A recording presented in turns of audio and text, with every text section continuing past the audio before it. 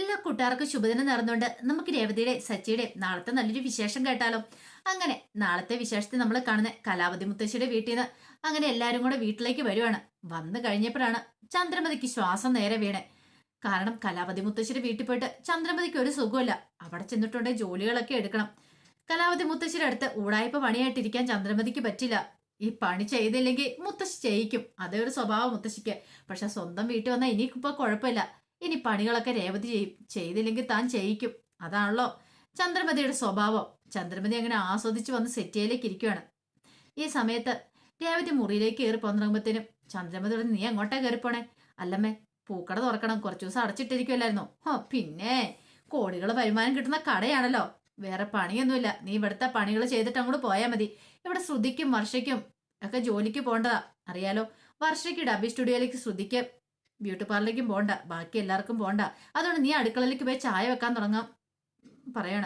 ഈ സമയത്ത് ശ്രുതിയോട് പറഞ്ഞു, ബാ നമുക്ക് മുറിയിലേക്ക് പോകാന്ന് പറയണ. അപ്പോഴേക്കും സച്ചി പറഞ്ഞു, കണ്ടില്ലേ, എവിടെ ചെന്നാലും മുറി മുറിയെന്ന് മാത്രം ഒരു ചിന്ത മാത്രമുള്ളവന്, വേറൊന്നും ഇല്ലാന്ന് പറയണ. എന്താടാ, നിന്റെ മുറി ആരെങ്കിലും എടുത്തോണ്ട് പോവോ? എവിടെ ചെന്നാലും ആദ്യം മുറി പിടിക്കാനുള്ളവൻ്റെ ഒരു ഓട്ടം എന്ന് പറയാണ്.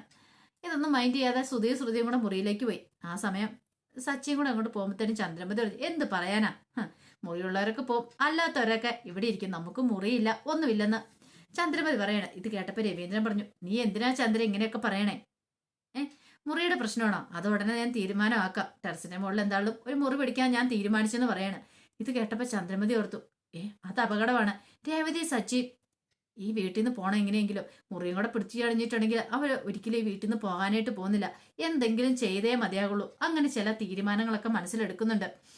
അവരെ ഈ വീട്ടിൽ നിന്ന് തന്നെ പറഞ്ഞു വിടണം. അതിനെന്തേലും ഉടനെ ചെയ്യണം. എന്താ ചെയ്യണ്ടേ? അങ്ങനെയൊക്കെ ആലോചിക്കുകയാണ്. ഈ സമയത്ത് ചന്ദ്രമതി പറഞ്ഞു, ഇനിയിപ്പം മുറിയുടെ കാര്യമുണ്ടെന്ന് തോന്നില്ല. അതെന്താ? അല്ല, ഈ പറയുന്ന ശ്രുതിയും വർഷാനും വലിയ വലിയ വീട്ടിൽ നിന്ന് വന്നതല്ലേ. ശ്രുതിയാണെങ്കിലോ മലേഷ്യയിൽ അവളുടെ അച്ഛന് ബിസിനസ്സും കാര്യങ്ങളൊക്കെ, വലിയ കുടുംബമാണ്. അതുപോലെ തന്നെ വർഷയ്ക്ക് ഇഷ്ടം പോലെ പൈസയുണ്ട്. പിന്നെ അവർക്ക് ഇവിടെ ഏറ്റവും നല്ല മുറികൾ തന്നെ കൊടുത്തിട്ടുണ്ട്. അതുകൊണ്ട് പിന്നെ ഒരു കുഴപ്പമില്ലെന്ന് പറയണം. പിന്നെ ബാക്കിയുള്ളവര് നിലത്ത് കിടന്നുറങ്ങിയേക്കുന്നതല്ലേ, അവർക്കിന്നും വല്ല ബാധകമാണെന്ന് ചോദിക്കണം. രവീന്ദ്രന്റെ മനസ്സിലായി ആരെക്കുറിച്ചാ പറയുന്നതെന്ന്. രേവതിയെ കുറിച്ചാന്നുള്ള കാര്യം. രവീന്ദ്രൻ പറഞ്ഞു, ചന്ദ്രൻ നീ വെറുതെ എന്തിനാ ഇങ്ങനെയൊക്കെ പറയണമെന്ന് ചോദിക്കാം. പിന്നെ ഇങ്ങനെ പറയാതെ ഉള്ള കാര്യമല്ലേ രവിയേട്ടാ ഞാൻ പറഞ്ഞേ, ഇല്ലാത്തൊന്നും പറഞ്ഞില്ലോ എന്ന് പറയണം. അപ്പോഴേക്ക് സച്ചി ഇത് കേട്ടു. സച്ചിക്ക് മനസ്സിലായി രേവതിനെ കുത്തി പറഞ്ഞെന്ന്. സച്ചി നേരെ അടുക്കളയിലേക്ക് ചെല്ലുമ്പത്തേനും രേവതി ചായ എടുക്കുമായിരുന്നു. സച്ചി പറഞ്ഞു, നിനക്കിട്ട് അമ്മ പാര പണിയുന്നെന്ന് പറയാം. ഞാനിത് എത്ര കേട്ടേക്കുന്നത് സച്ചിയേട്ടാ, അതുകൊണ്ട് എനിക്കിതൊന്നും വലിയ പുത്തരിയൊന്നുമില്ല. കേട്ട് ഞാൻ മടുത്തിരിക്കുന്ന കാര്യ. പിന്നെ അവിടെ ഞങ്ങൾ നിരത്താ കിടക്കുന്നെങ്കിലും നല്ല സന്തോഷത്തോടു കൂടിയിട്ടാ ഞങ്ങൾ കിടന്നുറങ്ങണേ. അത് മാത്രം മതി. സന്തോഷമാണ് നമുക്ക് പ്രധാനം. വലിയ വലിയ വീട് പണിത് വെച്ചെന്ന് പറഞ്ഞിട്ട് അവിടെ സന്തോഷവും സമാധാനം ഇല്ലേ, പിന്നെ ജീവിച്ചിട്ട് വല്ല കാര്യമുണ്ടോ എന്ന് ചോദിക്കുകയാണ്. എന്നും പറഞ്ഞുകൊണ്ട് രേവതി ചായ എടുത്തോണ്ടിരിക്കുക. സച്ചിക്ക് ഗ്ലാസ് ചായ കൊടുത്തു. ആഹാ, എന്തൊരു അന്തസ്, സൂപ്പർ ടേസ്റ്റ് എന്ന് പറഞ്ഞ് സച്ചി ചായ കുടിക്കുകയാണ്. പിന്നീട് രവീന്ദ്രനും ചന്ദ്രമതിക്കുള്ള ചായയായിട്ട് അങ്ങോട്ട് വരിക. ഈ സമയം രേവതി ഒരു ഗ്ലാസ് അത് കുറെ പഞ്ചസാരയും കിട്ടു. അങ്ങനെ സംസാരിച്ച് ഇന്ന് പഞ്ചസാര ഇട്ട് പറഞ്ഞില്ലായിരുന്നു. ഒരു 3-4 സ്പൂണ് ഒരു ഗ്ലാസ്സിനകത്തേക്ക് ഇടുക. പിന്നീട് രവീന്ദ്രനും ചന്തയ്ക്കും ചായ കൊണ്ടുവന്നു. അപ്പം രവീന്ദ്രനോട് പറഞ്ഞു, അച്ഛനത് എടുത്തോളാൻ പറഞ്ഞൊരു ഗ്ലാസും എടുത്തു കൊടുക്കണം. രവീന്ദ്രന് മധുരം കുറച്ച് മതി എന്ന് പറഞ്ഞായിരുന്നു. അതുകൊണ്ട് മധുരം കുറച്ചെടുത്തേക്കുന്നത്. പിന്നീട് ചന്ദ്രയ്ക്ക് കൊടുത്തു. ചന്ദ്ര വലിയ ആളും കളിച്ച് ചായ കുടിച്ചപ്പോ ഇറക്കാൻ പറ്റുന്നില്ല. പായസത്തിനേക്കാളും മധുരം. എടി, നീ എന്താ മനുഷ്യനെ കൊല്ലാനാണ് നിൽക്കുക? എന്താ ഇതിനകത്ത് എന്താണ് ഇത്ര മധുരം എന്ന് ചോദിക്കുക. മധുരമോ? അമ്മയ്ക്ക് തോന്നിയതാന്ന് പറയണേ. രവീന്ദ്രൻ പറഞ്ഞു, ഇതിന് മധുരം കൂടുതലല്ലോ, കൃത്യമുള്ളല്ലോ, ഞാൻ നോക്കിയല്ലോ എന്ന് പറയണ. ഇത് കേട്ടപ്പോ സച്ചി പറഞ്ഞു, എങ്കിലും അമ്മയ്ക്ക് ഷുഗർ പിടിച്ചിട്ടുണ്ടെന്ന് പറയണേ. എത്രയും പെട്ടെന്ന് അച്ഛാ അമ്മേനെ കൊണ്ട് ഒരു ഹോസ്പിറ്റലിൽ ഡോക്ടറെ കാണിക്കാൻ പറയണം. ഇത് കേട്ടപ്പോ ചന്ദ്രമതിക്ക് മനസ്സിലായി, ദൈവമേ തനിക്ക് ഷുഗർ ഉണ്ടെന്നെങ്ങാനും വരുത്തി തീർക്കുവോ? വേണ്ട. പെട്ടെന്ന് ചന്ദ്രമതി പറഞ്ഞു, അതെനിക്ക് തോന്നിയതാ, മധുരം ഒന്നും അധികമില്ല, പാകത്തിനുള്ള മധുരം ഉള്ളെന്ന് പറയണ. ഇത് കേട്ടപ്പം രേവതി സച്ചിയൊക്കെ ചിരിക്കുകയാണ്. പിന്നീട് രേവതി പറഞ്ഞു, ഒരു കാര്യം പറഞ്ഞേക്കാം, ഉച്ചയ്ക്ക് നീയേ ചോറും കറിയൊക്കെ ഉണ്ടാക്കുന്ന സമയത്ത് ഉപ്പും പുളിയൊക്കെ ഇതുപോലെ പാകത്തിനിട്ടാൽ മതി, കൂടുതലായിട്ടൊന്നും ഇടല്ലോ ഇട്ടോന്ന് പറയണം. ശരി അമ്മയെന്ന് പറഞ്ഞ് രേവതി ചിരിച്ചിട്ട് അങ്ങോട്ട് പോവാണ്. ചന്ദ്രമതി ഇങ്ങനെ ആലോചിക്കുക, ദൈവമേ ഇപ്പോൾ മനഃപൂർവ്വം ചെയ്താണോ തനിക്കിട്ട്, അതോ ഇനിയിപ്പോൾ അറിയാതെ ചെയ്താണോ? ഒന്നും ചന്ദ്രയ്ക്ക് അങ്ങോട്ട് മനസ്സിലായില്ല. എന്തേലും ആട്ടെ എന്നൊരു രീതി ചന്ദ്ര അവിടെ ഇരിക്കുവാണ്. പിന്നീട് കുറച്ച് സമയം കഴിഞ്ഞ് കഴിയുമ്പോഴത്തേനും ബാമ അങ്ങോട്ടേക്ക് വരുവാണ്. ബാമ ഒന്നും ചന്ദ്രയ്ക്ക് ഭയങ്കര സന്തോഷമായി. ചന്ദ്ര അകത്തേക്ക് നോക്കിയിട്ട് രേവതിയോട് വിളിച്ചു പറഞ്ഞു, രേവതി ഒരു ഗ്ലാസ് ചായ എടുത്തേക്കാൻ പറയണം. ശരിയെന്ന് പറയാണ്. അങ്ങനെ ബാമ വന്നപ്പോ ചോദിച്ചു എന്തൊക്കെയുണ്ട് ബാമ വിശേഷങ്ങൾ? നല്ല വിശേഷങ്ങൾ എന്ന് പറയണം. പിന്നീട് ബാമയോട് എനിക്ക് നിന്നോട് കുറച്ച് കാര്യങ്ങൾ സംസാരിക്കാണെന്ന് പറയാം. എന്താ? അതൊക്കെയുണ്ട് വാ പറയാന്ന് പറയണം. നോക്കിയപ്പോ രവീന്ദ്രൻ അവിടെ ബെഡേ കിടപ്പുണ്ട്. അപ്പൊ രവീന്ദ്രനോടൊന്നും പറയാൻ പറ്റില്ല. അപ്പൊ ഇനിയിപ്പോ എന്താ ചെയ്യണ്ടേ? രവീന്ദ്രന്റെ കേക്കളൊന്നും പറഞ്ഞിട്ടുണ്ടെങ്കിൽ കേൾക്കൂല. അപ്പൊ ഹാള് വെച്ച് പറയാൻ പാടില്ല. അപ്പൊ മുറി കൊണ്ടേ പറയാം എന്ന് കരുതിയിട്ട് അങ്ങനെ വർഷയുടെ ഒക്കെ മുറിയുടെ അങ്ങോട്ട് ചെല്ലുവാണ്. ചെന്ന് കഴിഞ്ഞപ്പോഴത്തേനും വർഷ എന്താണ് കഥ അങ്ങോട്ട് വലിച്ചടയ്ക്കണം. ഒരു നിമിഷം ചന്ദ്രൻ വന്ന് ഞെട്ടിപ്പോയി. താൻ വന്നു കഴിഞ്ഞപ്പോഴത്തേനും അവള് കഥക് വലിച്ചടച്ചല്ലോ. പെട്ടെന്ന് അകത്തൊരു വർഷം ഓർത്തു. അമ്മയല്ലേ വന്നേന്നോർത്ത് കഥ തുറന്ന് നോക്കണം. എന്താമ്മേ കാര്യം? അല്ല അത് പിന്നെ മോള് കഥ കടച്ചേ. ഓ അത് ഞാൻ ഡ്രസ്സ് ചേഞ്ച് ചെയ്യാൻ പോവായിരുന്നു എന്നും പറഞ്ഞുകൊണ്ട് കഥ അങ്ങ് അടയ്ക്കുവാണ്. അപ്പൊ ആ മുറി കിട്ടില്ലെന്ന് മനസ്സിലായി. പിന്നീട് നേരെ ശ്രുതിയുടെ മുറിയിലേക്ക് ചെല്ലുവാണ്. കാരണം ഏതെങ്കിലും മുറി വെച്ച് രഹസ്യമായിട്ട് സംസാരിക്കാനായിട്ടാണ് ബാമേനെ കൂട്ടിക്കൊണ്ട് ചന്ദ്ര ചെല്ലുന്നത്. ഈ സമയത്ത് മുറിയില് ശ്രുതിയുടെ അടുത്തേക്ക് ശ്രുതി എന്നിട്ടിച്ചു. അല്ല ശ്രുതി, നീ ഇതെന്താ ഇങ്ങനെ ഇരിക്കണം മൊബൈലിൽ കളിച്ചോണ്ട്? ഇന്ന് ഇന്റർവ്യൂവിനൊന്നും പോകുന്നില്ല നിൽക്കൂ. ഓ ഞാൻ മടുത്തെന്ന് പറയാണ്. ഇതേ ശ്രുതി ഒരു കാര്യം ഞാൻ പറഞ്ഞേക്കാം, നിനക്ക് ജോലി വേണമെന്നൊന്നും ഒരു താല്പര്യം ഇല്ലെന്ന് ചോദിക്കുകയാണ്. നീ ഈ വീട്ടിൽ കയറി അടയിരുന്ന എങ്ങനെ ശരിയാവുന്നേ? എന്തെങ്കിലും ജോലിയിലെ കാര്യങ്ങളൊക്കെ മുന്നോട്ട് പോകുള്ളൂ. എന്നും കൊണ്ടും എന്നെ കൊണ്ട് കിടന്ന് ഓടാൻ പറ്റുന്ന കാര്യമാണോ എന്നൊക്കെ പറഞ്ഞുകൊണ്ട് ശ്രുതിയെ എടുത്തിട്ട് പഞ്ഞിക്കിടുവാണ്. ഈ സമയം ശ്രുതി പറഞ്ഞു, ശ്രുതി നീ ഇച്ചിരി പതുക്കെ പറ. എന്തിനാ ഞാൻ പതുക്കെ പറയണേ? എപ്പോ നോക്കിയാലും മുറിക്കകത്ത് ഇങ്ങനെ കയറി ഇരുന്നിട്ട് വല്ല കാര്യമുണ്ടോ? ഇന്ന് ശരിയാകും നാളെ ശരിയാകുമെന്ന് പറഞ്ഞിരിക്കുന്ന അല്ലാതെ ആൾക്കാരുടെ മുന്നിൽ നാണം കിടന്ന ഞാനന്നൊക്കെ പറയാണ്. ശ്രുതി പെട്ടെന്ന് പോയി ആ കഥ അങ്ങോട്ട് അടയ്ക്കുവാണ്. ഇനി പുറത്തുനിന്നുള്ള ആരെങ്കിലും കേട്ട് പ്രശ്നമാണെന്ന് കരുതിയിട്ട്. അപ്പൊ ആ കഥവ് അടഞ്ഞു കഴിഞ്ഞപ്പോഴത്തേനും അങ്ങോട്ടുള്ള പോക്കും തുടങ്ങി. ഈ സമയം ബാം പറഞ്ഞു, രേവതി അടുക്കളയിലാണല്ലോ, അങ്ങനെയാണെങ്കിൽ ആ മുറി ഫ്രീ അല്ലേ, നമുക്ക് അങ്ങോട്ടേക്ക് പോകാന്ന് പറയണം. അങ്ങനെ അവർ രണ്ടുപേരും കൂടെ ആ മുറിയിലേക്ക് വരുമ്പോൾ സച്ചി നീണ്ട് വിശാലമായിട്ട് കിടക്കുന്നുണ്ട് നിലത്ത്. പെട്ടെന്ന് ചന്ദ്രമതി വന്നിട്ട് പറഞ്ഞു, അതെ എനിക്ക് തനിച്ച് സംസാരിക്കണമെന്ന് പറയാണ്. തനിച്ച് സംസാരിക്കണോ? ദൈവമേ അത്രയ്ക്കായ കാര്യങ്ങൾ, എത്രയും പെട്ടെന്ന് ഒരു ഹോസ്പിറ്റലിൽ കൊണ്ടുപോയി ഡോക്ടറെ കാണിക്കണം എന്ന് പറഞ്ഞിട്ട് സച്ചി വീണ്ടും കിടന്നുറങ്ങുവാണ്. എടാ അതല്ല പറഞ്ഞത്, ഞങ്ങൾക്ക് സംസാരിക്കണമെന്ന്. ഓ അങ്ങനെ, അതിന് സംസാരിക്കണം അതല്ലേ ഹാള് കിടക്കണം, അവിടെ പോയി സംസാരിച്ചോ. അതല്ല തനിച്ച് സംസാരിക്കേണ്ട കാര്യങ്ങളാ. തനിച്ച് സംസാരിക്കാലോ അവിടെ ഇരുന്ന്, പിന്നെ ആരെങ്കിലും വരുന്നില്ലോ. അതെ എനിക്ക് ഇവിടെ കിടന്ന് ഉറങ്ങണമെന്ന് പറയാണ്. ഇത് കേട്ടതും പിന്നെ ചന്ദ്രമതി അവിടെ നിന്നില്ല. ചന്ദ്രമതി അവസാനം ബാമയോട് ഒരു കാര്യം ചെയ്യാം, നമുക്ക് ടെറസിലേക്ക് പോവാം, ടെറസിൽ പോയി സംസാരിക്കാന്ന് പറയണം. അങ്ങനെ അവസാനം ബാമേനെയും കൊണ്ട് ടെറസിലേക്ക് പോവാം. ബാമയ്ക്ക് നല്ല വണ്ണാ.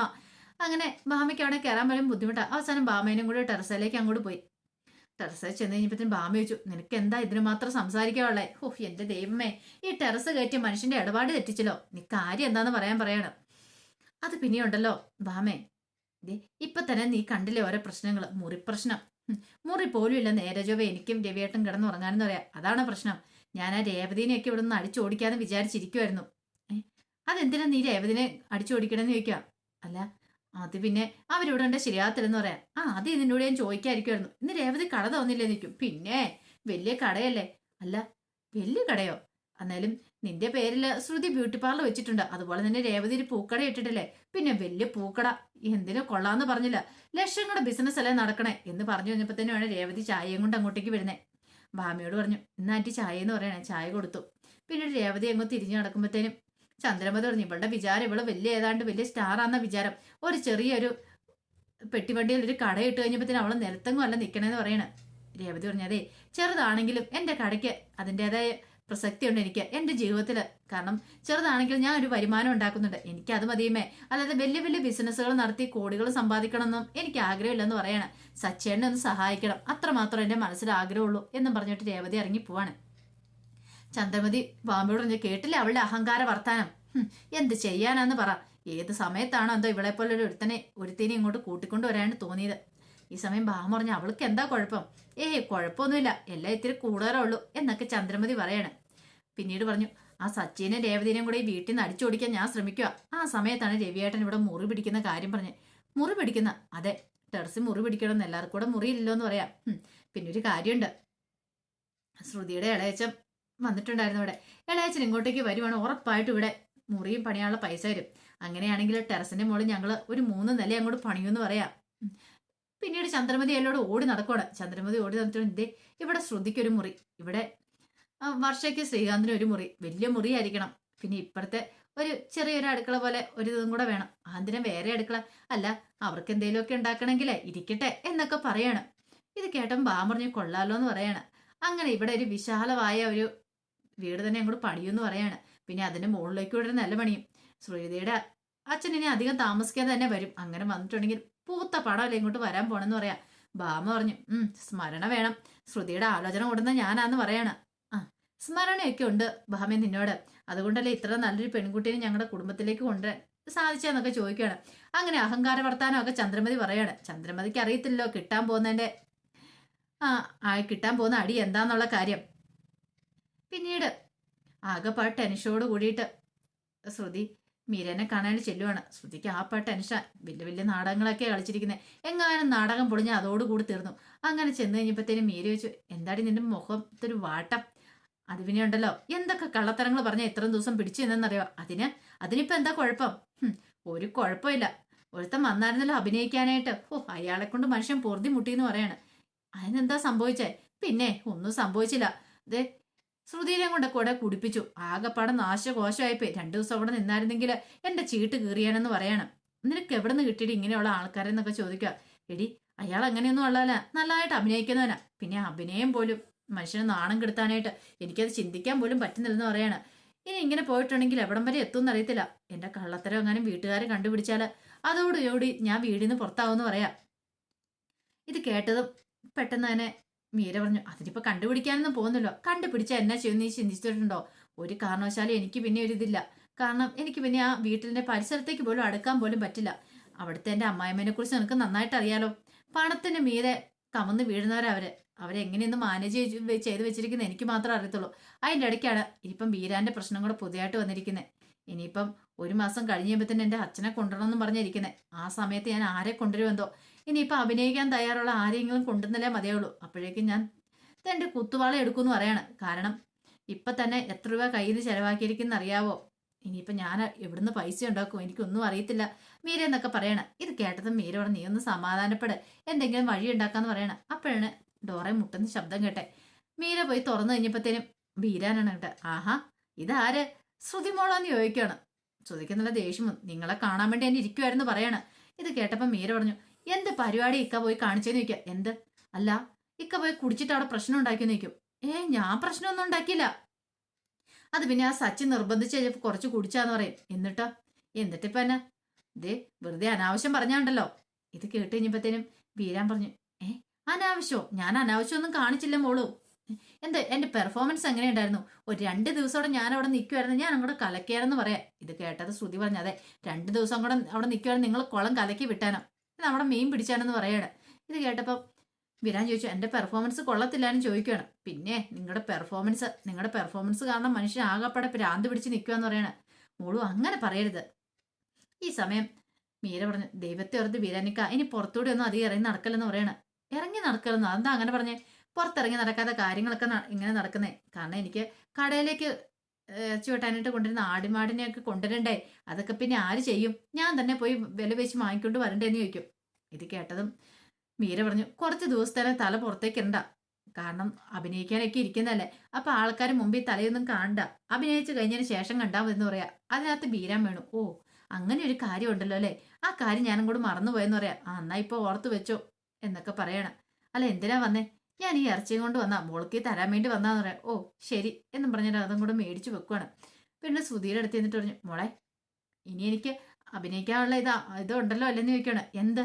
അല്ല ഇതിനിപ്പോ 2 മാസം കഴിയുമ്പോൾ മോളുടെ അച്ഛൻ വരുവാന്ന് പറഞ്ഞില്ലേ, അപ്പൊ ആ കൂടെ ഇളയച്ചനും കൂടെ വരണ്ടേ? അപ്പൊ എനിക്ക് ഇനിയും ചാൻസ് ഉണ്ടല്ലോ അല്ലേന്ന് പറയണം. ഇത് കേട്ടതും ശ്രുതി തലേ കൈവെക്കുകയാണ്. എന്റെ ഭഗവാനെ, ഇനി ഇയാൾ ഒന്നും കൂടെ വിളിച്ച് അഭിനയിപ്പിക്കുന്ന കാര്യം ചിന്തിക്കാൻ പോലും പറ്റില്ല. ഒന്നുകൂടെ വിളിച്ചിട്ടുണ്ടെങ്കിൽ സച്ചി കള്ളത്തരം കണ്ടുപിടിക്കുക തന്നെ ചെയ്യും. എന്തെങ്കിലും ചെയ്തേ മതിയാവുള്ളൂ എന്നൊക്കെ കരുതിയിട്ട് ശ്രുതി ഇങ്ങനെ അന്തം വിട്ട് നിൽക്കുകയാണ്. അവസാനം ബീരാനോട് മീര പറഞ്ഞു, അതെ ഇക്ക പോയിക്കൊള്ളാൻ പറയണം. അങ്ങനെ ബീരാനെ അങ്ങോട്ട് പറഞ്ഞു വിടുക.